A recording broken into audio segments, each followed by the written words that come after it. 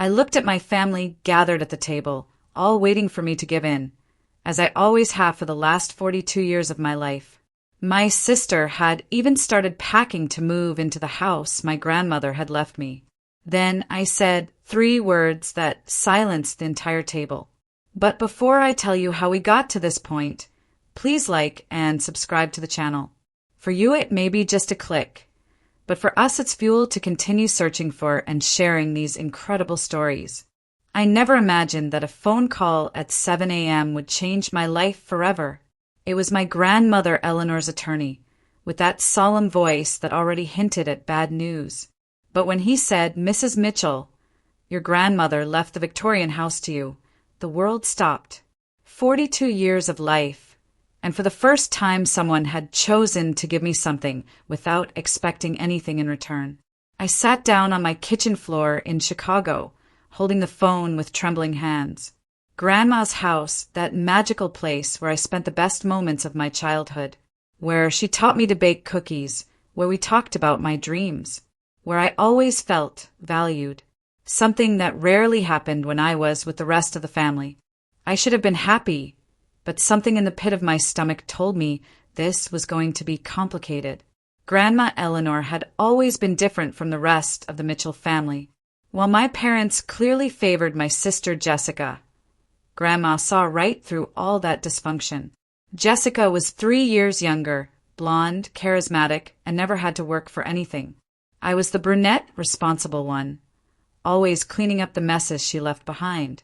When Jessica failed math, I was the one who had to tutor her all summer. When she crashed my parents' car at 16, guess who lent her babysitting savings? And when she married that loser and divorced 6 months later, who paid for the lawyer? Always me. Always Sarah, the problem fixer. But Grandma Eleanor saw all of this, and in our conversations she always said, "Sarah, someday you're going to stop sacrificing yourself for others." I never thought that day would start with an inheritance. The phone call to my mother was interesting. "What do you mean? She left the house just to you?" My mother practically screamed into the phone. "There must have been a mistake, Sarah. That house always belonged to the whole family." The whole family? What whole family?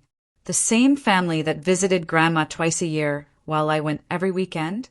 The same family that complained when she needed help with medications or groceries? I was the one who drove her to doctor's appointments. I was the one who organized her prescriptions. I was the one holding her hand when she was scared before surgery. But apparently in my mother's mind, none of that mattered. What mattered was that Jessica also deserved part of the inheritance. Within a week, my phone wouldn't stop ringing. First, it was my Aunt Carol. "Sarah, you need to think about Jessica. She's going through a rough patch." Then my father. "Don't be selfish, honey. Family shares things." And finally Jessica, with that whiny voice she had perfectly mastered. "Sarah, you've always been my favorite sister." Favorite sister? The same one who called me boring at my graduation party? The same one who told everyone I was pathetic for not having a boyfriend in high school? But now, magically, I was the favorite sister, because I had something she wanted, and the family expected me to simply share, as if it was my obligation to fix her financial life again. I stared at the house deed for hours that night. It was a Victorian house from 1890 for bedrooms, in an upscale area of Evanston. Grandma had cared for it with love for 50 years, and she chose to leave me this responsibility. Not because I deserved more than Jessica, but because she knew I would cherish it, that I would take care of the house like she did, that I wouldn't sell it to pay off credit card debts or finance another disastrous relationship. I made a decision in that moment. I wasn't going to give in to the pressure. For the first time in my life, I was going to put my feelings first, even if it cost me my relationship with the family. The following Saturday, I drove to Evanston to see the house. It was exactly as I remembered. Beautiful, but needing some care. The exterior paint was peeling, the garden overgrown. Inside, it still smelled like lavender and vanilla, Grandma's eternal scent. I walked through the rooms, touching the walls, remembering the stories she used to tell me. In her bedroom, I found a letter with my name on it. Sarah, my dear granddaughter, if you're reading this, it means I found the courage to do what I always wanted to do. This house is yours because you're the only one who understands its true value. Don't let anyone make you feel guilty for receiving what you deserve. With love, your Grandma Eleanor. I cried for 20 minutes in that room. I left that house that day with a new determination. I was going to renovate every room. I was going to make this house an incredible place. I was going to honor Grandma's memory the way she deserved. And if the family didn't like it, that was their problem. What I didn't know was that they were already planning something. That my visits to the house weren't going unnoticed. That every renovation, every improvement was being seen as a shared investment. In their minds, I was preparing the house to be divided, as if it was obvious that I would eventually give in. But I didn't know any of that yet. And that ignorance almost cost me everything. For the next 3 months, I practically lived at Home Depot. I spent my entire savings renovating that house. New kitchen, $15,000. Renovated bathrooms, $8,000. Restored hardwood floors, exterior painting, landscaping. Every weekend, I drove from Chicago to Evanston with my car packed full of materials.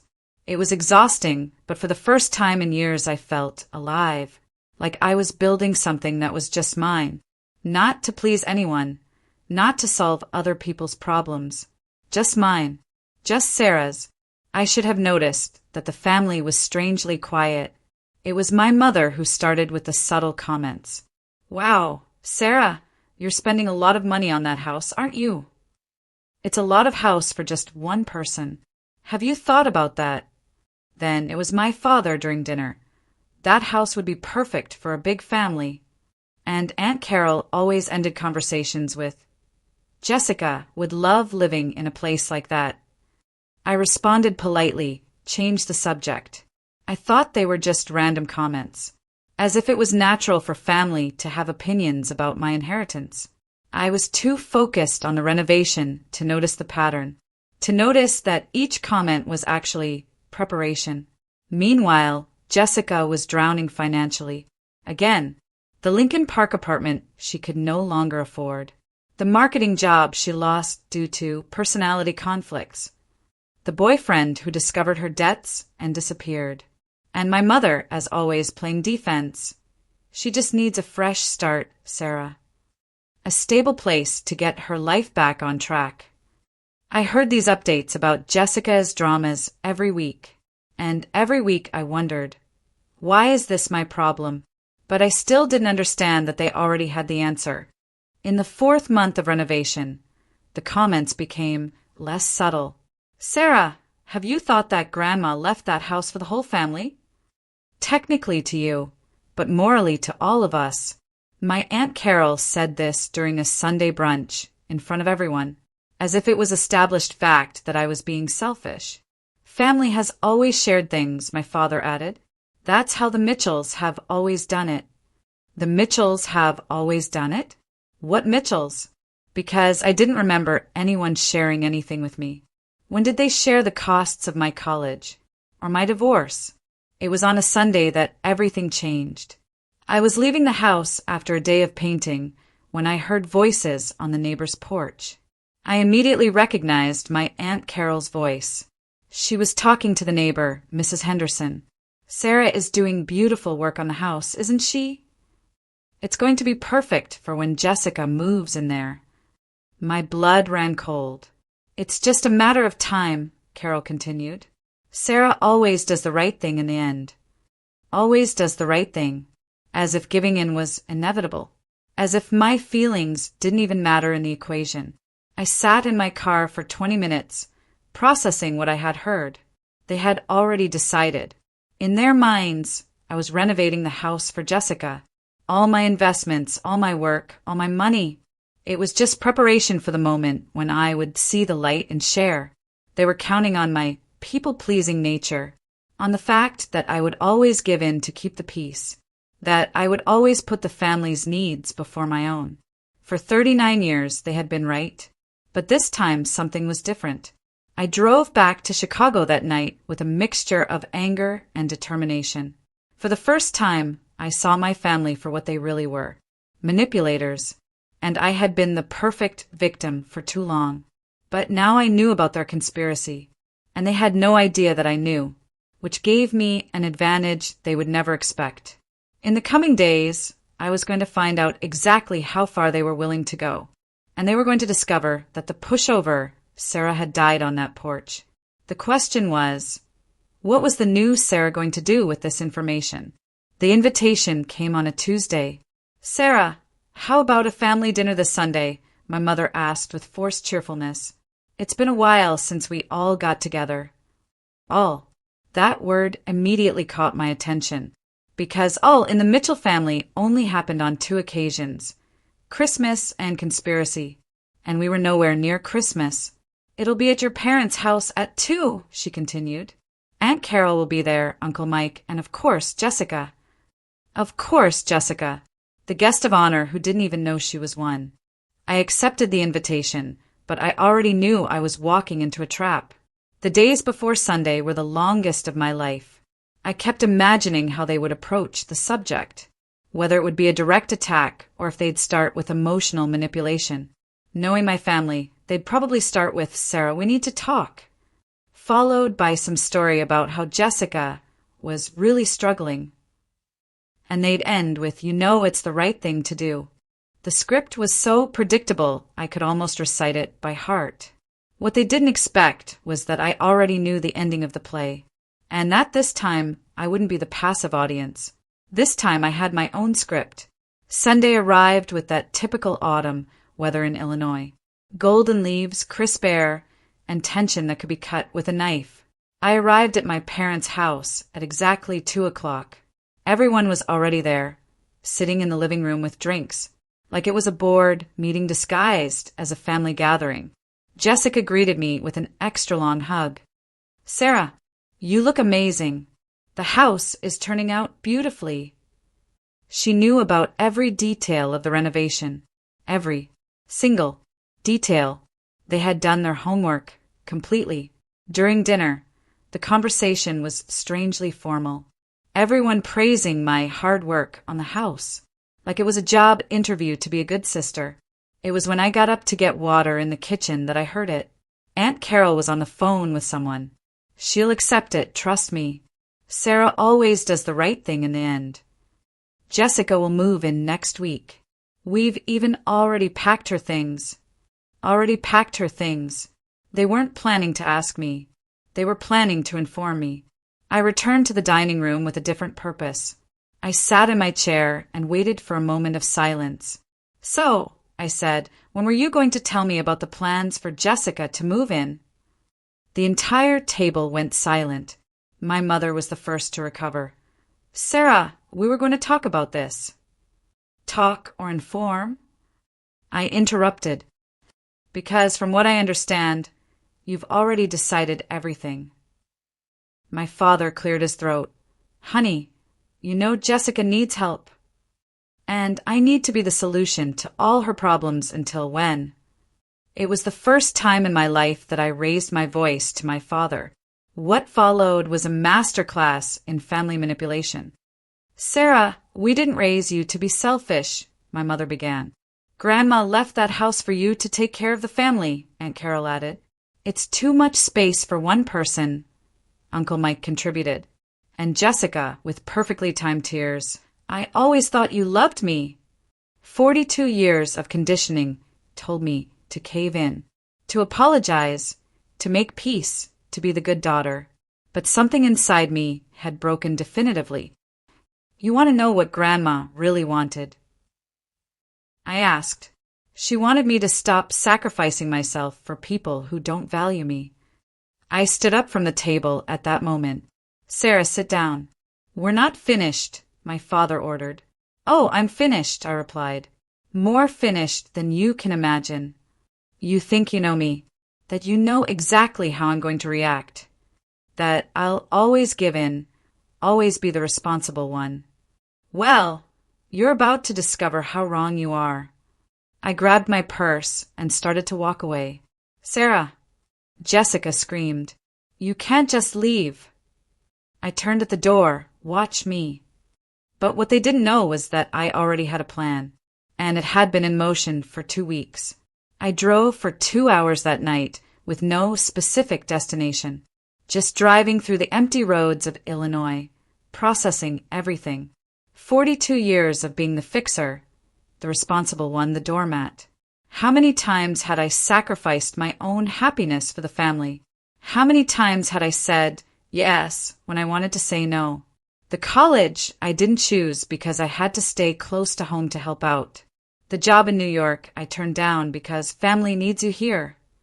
The boyfriend who broke up with me because I always put my family first. He was right. I had, but not anymore. It was when I stopped at a 24-hour diner that the clarity hit me. Sitting alone in a booth, drinking coffee that tasted like dirty water. I realized that I had been living my life for other people's approval. That every major decision I had made was to keep peace in the family. Even my divorce. I had stayed 2 years longer than I should have, because my parents kept saying marriage takes work, Sarah. While they never questioned why Jessica's marriage only lasted 6 months. Double standards everywhere. But I had been too conditioned to notice. That night, in a dirty diner booth, Sarah the people-pleaser died, and someone new was born. Someone who wouldn't take it anymore. On Monday morning, I made a phone call that would change everything. "Rodriguez Real Estate, how can I help you?" "I need to sell a house. Fast." Maria Rodriguez was the top realtor in Evanston, someone I had researched. "When you say fast, what timeline are we talking about?" "I need it sold within 2 weeks." Silence on the other end. "Then that's aggressive, but not impossible. I'll price it right, stage it perfectly, and we'll make it happen." I gave her all the details about the house, about all the renovations, all the money I had invested. The sign went up on a Tuesday morning. Big, bright yellow. For sale, Maria Rodriguez Realty. I knew that someone in the family would notice within hours. Small town like Evanston, news travels fast, especially when it involves a historic Victorian in a prime location. I spent that week staging every room, perfectly, making sure that every dollar I had invested showed. The hardwood floors I had restored were gleaming. The kitchen I had renovated was sparkling like new. It was going to sell fast and for top dollar. The call came on a Thursday, exactly as I expected. "Sarah." My mother's voice could wake the dead. "Mrs. Henderson said there's a for sale sign on Grandma's house. Tell me this is some kind of mistake." I had rehearsed this moment for days. "No mistake, Mom. I'm selling." "You can't. We didn't agree to this." "We? There's no we in this decision. It's my house." "Sarah, take down that sign right now." I hung up the phone. First time ever. By Friday, we had 3 serious offers. A young couple from Chicago, cash offer, above asking price. They fell in love with all the renovations I had done, with the care that I had put into every detail. This house was clearly renovated by someone who loved it, the wife said. She was right. I had loved it, but I loved myself more, and I wasn't going to let my family destroy what I had built. "We'll take the cash offer," I told Maria. Close within a week. Signing those papers was the most liberating moment of my life. Watching the young couple get the keys to their new home, knowing that I had broken free from decades of manipulation. But I knew that a storm was coming. My phone had been ringing nonstop for 3 days. Messages ranging from angry to threatening to desperate. The family wanted a family meeting. An intervention. They couldn't believe that I had actually done it. But I had a surprise for them at the next Sunday dinner. 3 words that would silence them forever. Sunday dinner number 2 looked like an intervention meeting. Everyone was there. Parents, Aunt Carol, Uncle Mike, and of course Jessica. But this time there was a new energy in the room. Panic. They had spent a week trying to contact me, trying to reason with me, trying to figure out how to undo what I had done. I walked into that dining room as a completely different person. Confident, calm, and completely at peace with my decision. Sarah, my father started immediately. We need to talk about this crazy mistake. I held up my hand. Actually, I think Jessica has something to say first. Jessica looked confused, but then smiled that fake smile. Well, actually, yes. I have wonderful news. She reached into her purse and pulled out some papers. I've been looking into apartments, but then I realized, why should I live in a cramped apartment when there's a beautiful house available? She looked around the table for support. Mom and Dad talked to you, right, Sarah? About me moving in. It makes perfect sense.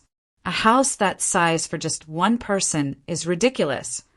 And I can help with utilities, maybe some groceries. She actually had the nerve to make it sound like she was doing me a favor.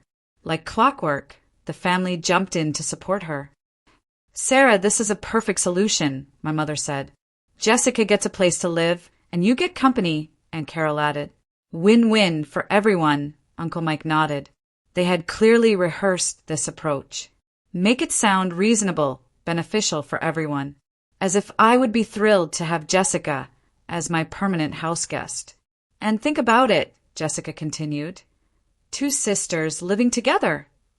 We could have so much fun, like when we were kids. When we were kids, she used to steal my toys and break them.